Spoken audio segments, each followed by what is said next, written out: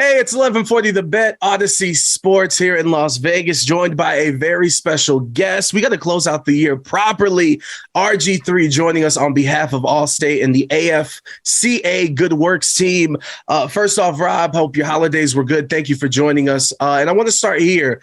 From you going from being a quarterback, face of a franchise, having to be very businesslike, talking to the media, and now becoming a beloved personality in the booth and just that personality that everyone loves. Like, how difficult was it to make sure throughout your playing career that you didn't lose that personality, being a quarterback and everything that you have to do being a leader of a team?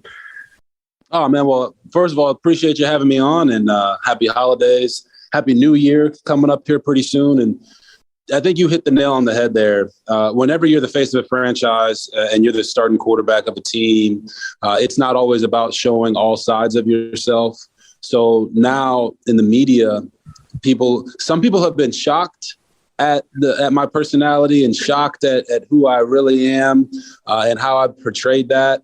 But the people who have known me since I was, 5, 6, 7 years old in Coppers Cove, Texas, this is who I've always been. So it wasn't necessarily hard to make sure I didn't lose that version of myself or who I really am. It was more so not being afraid to showcase that at this point in my life. As a 32-year-old man, going into TV at 31, sometimes people can be afraid to truly show who they are. And I just said, if I'm going to do this, I'm going to make sure from the first second I step out there that I'm truly who I am 100%, because it's so much easier to be the same person every single day when you get to truly be yourself than it is to try to create a character. So in the NFL, when I'm standing in front of the podium, it's not about jokes and laughter. But whenever you're doing TV and you have 3 hours in the broadcast booth to kind of influence the fan and talk about the game and show them what you know and have fun doing it, at that point, it's no holds barred. You just go out there, have a blast, and hopefully the people resonate with that. And I've been blessed enough that they have. And first off, I appreciate you and I salute you for having that mentality. And look, the older folks are shook, but they're going to be all right. Okay. And of course, here in Las Vegas, the topic of conversation when it comes to the Raiders is basically what seems like the end of the Derek Carr era. I'm just interested because I want to ask you a couple questions because there's so many angles with this. But first things first, what was your reaction when you heard the news?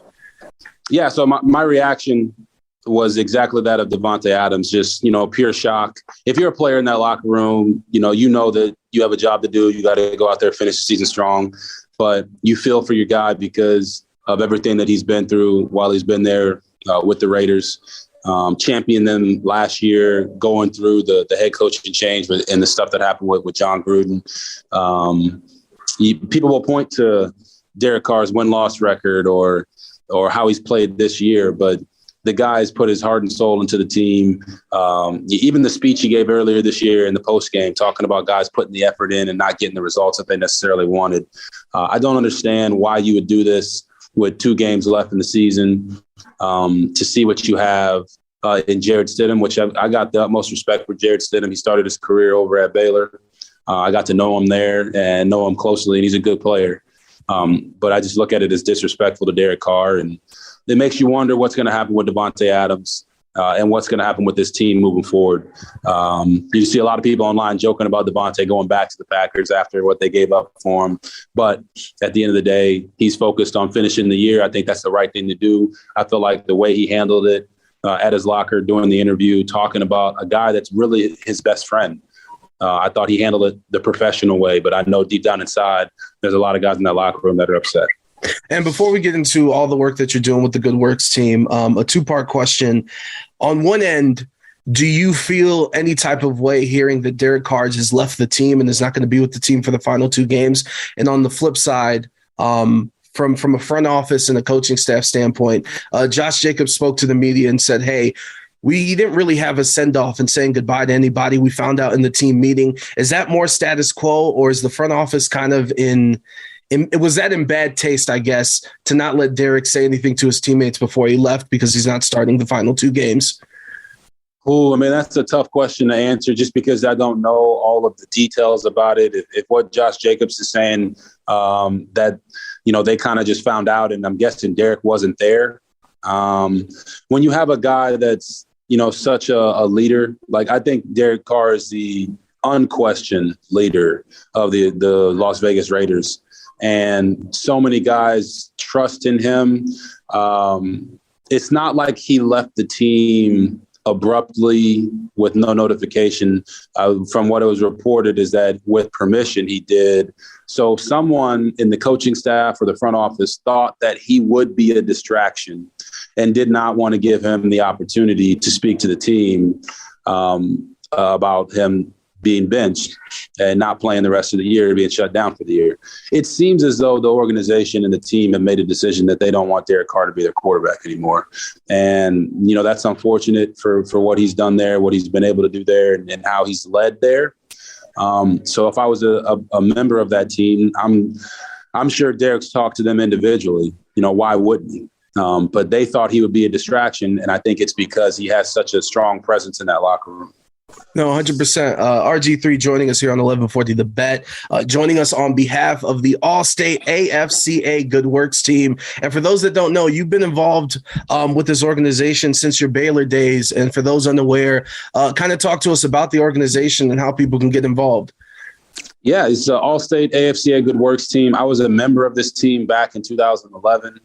So 2011 was a very special year. Of course, we won the Heisman there at Baylor. And then to have the honor to be on this team with such great individuals that it's not about how good of a tackle you can get or how well you throw a football or how many catches you had.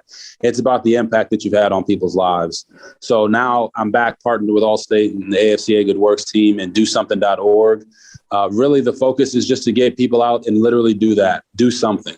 Go and embed yourself in your community. We're trying to get 1,000 volunteers to go out and find causes that mean something to them in their own communities that they can give back to, whether that be via donations or via your time. And I've always been a proponent of giving your time sometimes is more important than anything else you can do to show people that you care, to take the time out of your day to go mentor the youth or go build a playground in an underserved community.